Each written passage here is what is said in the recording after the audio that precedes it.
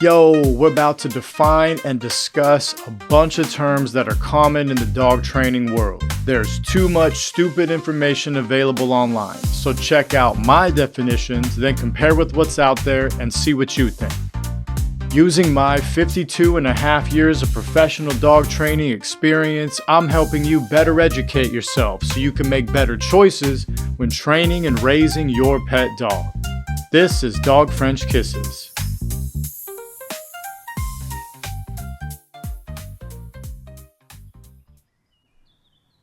Welcome to Dog French Kisses. In this video, we are going over some common terms in the dog world, and I'm just gonna jump right out the window with the first one. Alpha, the top, the number one, the one who controls the resources. Congratulations, that's you. Sorta. You do not need to do anything to be the alpha. It is not really a part of pet dogs or dog training. Either don't worry about it, or know that it's already you, so don't worry about it. If you give your dog a proper, good life for a pet dog, it has no need for hierarchy. It has no innate desire to be the top dog. It just needs food, water, shelter, social relationships, physical and mental stimulation, love if you're down. Not an exhaustive list, but you get the point. There is no evidence showing that dogs, given the resources they need to thrive, have strict hierarchies and are trying to climb the social ladder. Even wild dogs and stray dogs show shifting relationships and varying social structures. Any evidence to the contrary, the ideas that are so common about dogs' behavior showing that they're trying to move up in the pack rank, comes from wolves and dogs living in captivity without proper resources and without being given what we know they need to thrive. Pack leader, not really a thing. Very popular, sounds cool, same as the alpha. Key thing here is you're not a dog, and dogs know that. Swap it with owner, guardian, responsible party. If you're into it, do your thing. It's just made up. And sure, be a leader, be in charge, make the decisions. But what are we talking about here? It's a fucking dog. I know how popular it is for people to say that you have the wrong energy and you're not the leader to explain why your dog isn't behaving, but you just don't need it. Pack, obviously related to the last term, and similar answer, not really a thing. Yes, dogs are pack animals. Does it matter? The pack is primarily the family. Pack dynamics are for survival. I would say multiple dogs spending lots of time together could be called a pack. Maybe you'll notice some recurring behavior between pack members. Is it static? Is it happening constantly and consistently? If so, how is it affecting them? More importantly, are you providing everything the dogs need to live a full life? Then who fucking cares? Dog parks, dog daycares, random groups of dogs gathered together, these are not packs. And humans are for sure not part of the pack. If you want to call your family a pack, it's cool with me, it's cute, but let go of all the dramatic ideas about what dogs are trying to do within the pack, assuming you have a pet dog and you're giving it a good life. Now, with that said, can a quote-unquote pack of dogs influence each other's behavior? Of course, they're dogs. These are not groundbreaking ideas. Older dogs influence younger ones. Bolder dogs influence more timid ones. They might all react to and learn from each other's behavior. It's all very trite if you've worked with dogs long enough. But my main point with the term pack is it's overused and overemphasized. Dominance and submission. Don't worry about it. Way overblown. Again, are you giving your dog what it needs? Then relax. It's not that it doesn't exist, it's that it rarely fucking matters and it's very misunderstood. And as far as the science goes, we are still very much in the learning process. You may see certain behavior based on a dog's preferences, but dogs dominate in one instance and submit in another. Their body language is often subtle and then they move on. And if not, If there is some problem, it's very, very, very likely to be a behavioral issue, not dominance or submission. And you can't be dominant without another submitting. It's a relationship, and it changes. You don't just label a dog dominant or submissive. Let it go. Aggression. This one seems straightforward, but I want to cover this. Aggression is generally defined as violent behavior or forceful pursuit of something.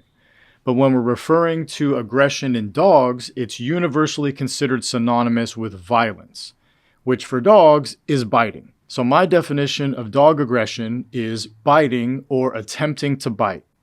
I want this to be clear because aggression is not growling, barking, snarling, etc. Those are signs of potential impending aggression.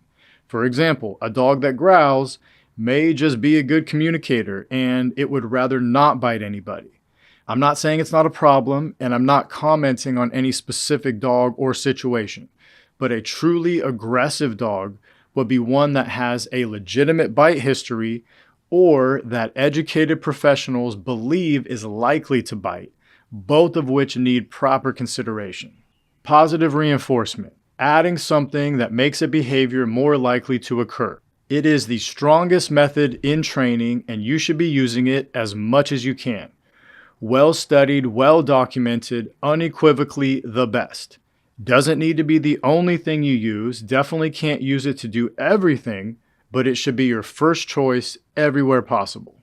Negative reinforcement, removing something that makes a behavior more likely to occur. Watch my video on behavior modification if that definition is all new to you.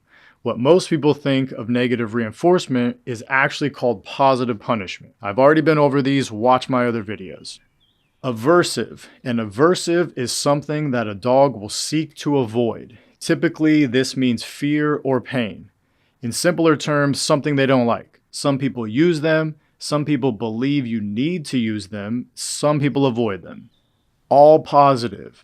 This doesn't really mean anything. All positive what is the question, but it's referring to using only positive reinforcement.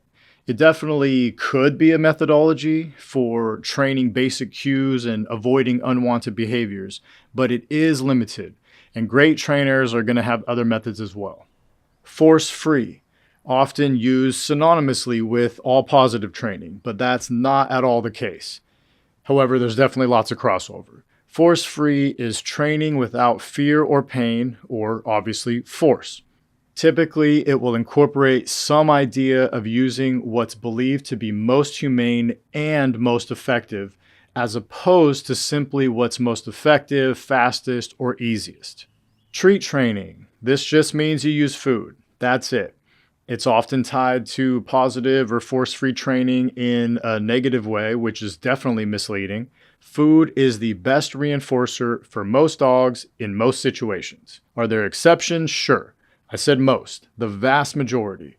Regardless what your views and beliefs are, if you aren't using food in your training, you are severely limiting yourself. Clicker training. A clicker is a marker or a secondary reinforcer. You pair the click sound with a primary reinforcer like food so that the dog understands that the food is on the way.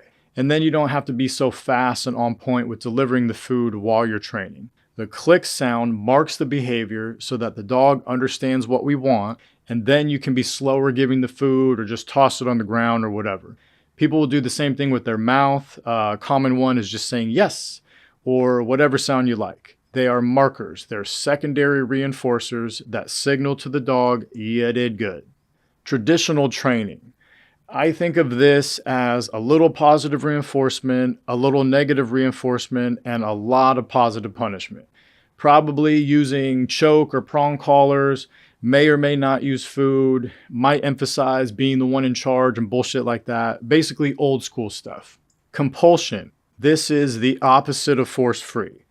I've never heard anyone saying that they're a compulsion trainer, like as a label, but it means you're using aversives, typically going to be positive punishment and negative reinforcement. Some people believe that you need compulsion in your training as opposed to the idea of giving your dog choices. Balanced.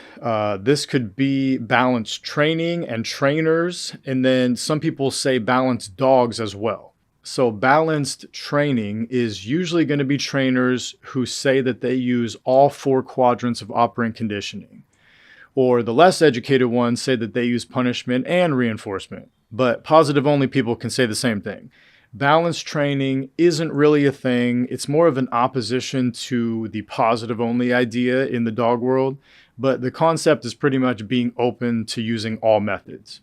And then there's the balanced dog idea, some people say. I sound like a broken record here, but it's not a thing. A well-behaved dog maybe could be balanced, just more stuff that has no clear definition.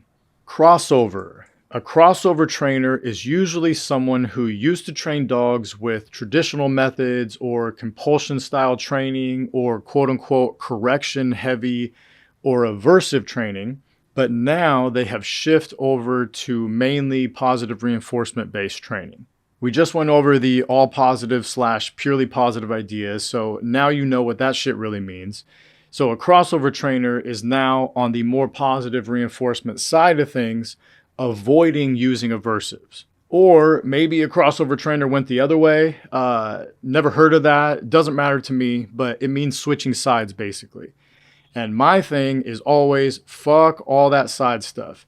It's keeping us behind in our understanding of training and behavior. Corrections. Ooh, controversial. I definitely have more material coming on this one, so I'm going to keep it simple. A correction is positive punishment.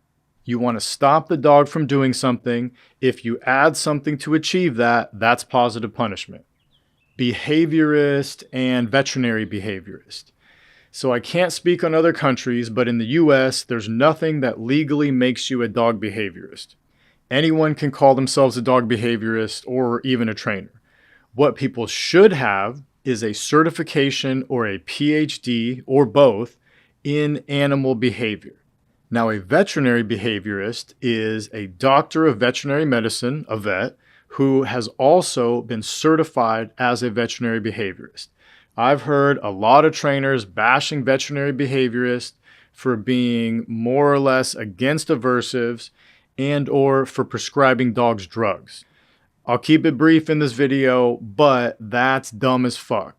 Veterinary behaviorists are well-educated, well-practiced, board-certified, peer-reviewed professionals that can help where trainers and other behaviorists have fallen short. More on this in future videos.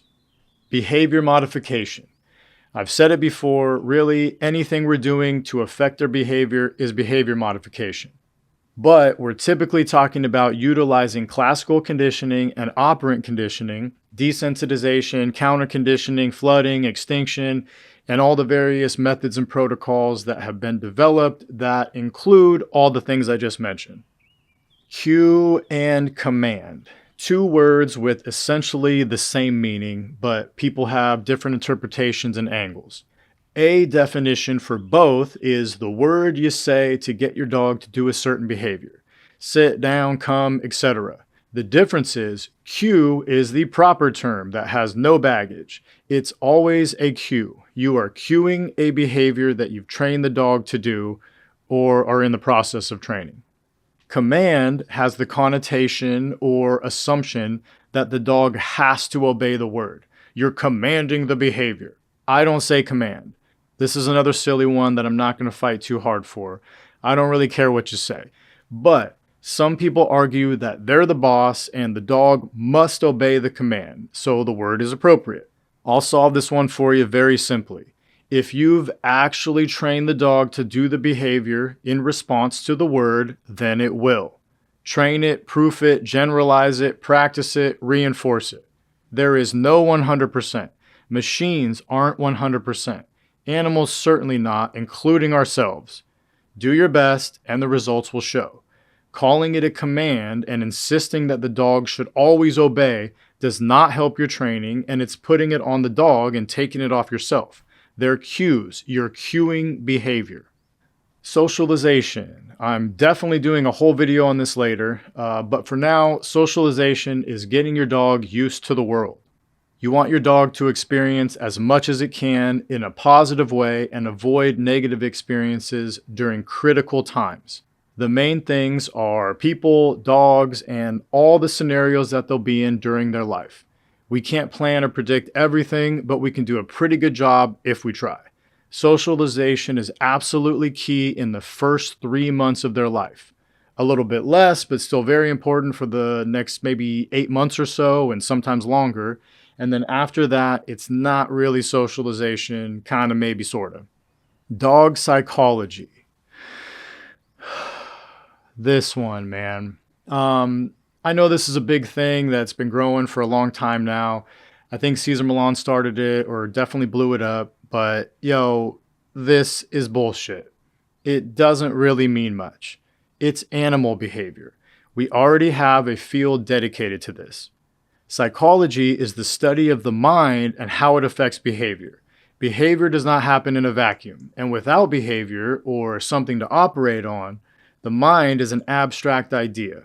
When people say they focus on or specialize in dog psychology, they're just saying that they have knowledge of what dogs tend to do and why. Again, this is animal behavior. This is dog behavior. We can't talk to dogs in any human language. What we have is observation of behavior and internal physical processes. To be honest, my beef with dog psychology is it's tricking people into thinking that someone's ideas are diving into how dogs really think and work and operate naturally.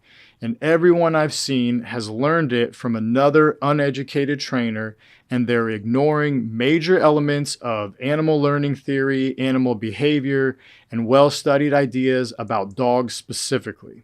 Also, if you were an expert in dog psychology, we might assume you're a dog psychologist, right? Well, you cannot legally call yourself a psychologist, as in a human psychologist, if you do not actually hold that title.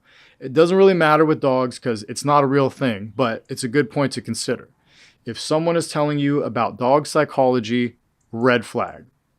Rules, boundaries, limitations. This is more Cesar Millan bullshit.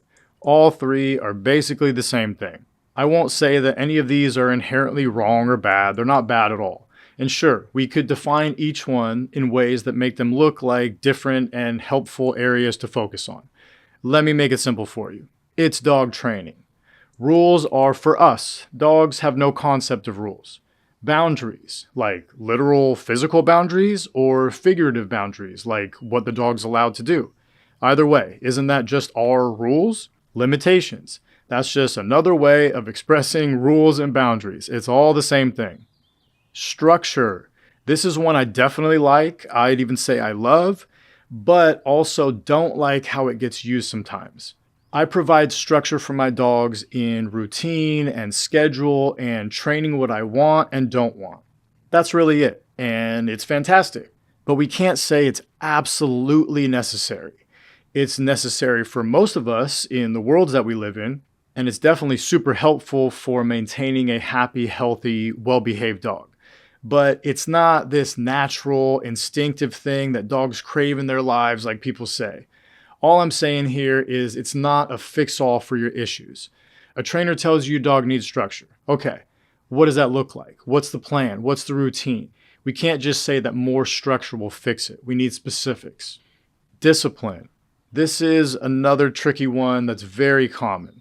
Discipline as a verb is probably going to mean using something aversive, probably quote-unquote corrections, probably positive punishment. Discipline as a concept, I'm not really a fan of. The two forms I think of are a dog itself has been trained to be disciplined, which is just not how dogs work. They don't have much capacity for working a plan and holding off for the better thing later, which is what a disciplined person does essentially. And the other form is just us controlling their behavior, which is an umbrella version related to both the last version and discipline as a verb. We just don't need discipline. What if a dog fails at something and it's not disciplined? In whatever way you interpret that, it's just another concept we don't need. Train your dog to do what you want and not do what you don't want. That'll do it for this video. Some of these things are going to get their own video in the future. So if you disagree and or you want more, I got more coming. Thanks for watching. I hope you enjoyed it. Watch my other videos and stay up.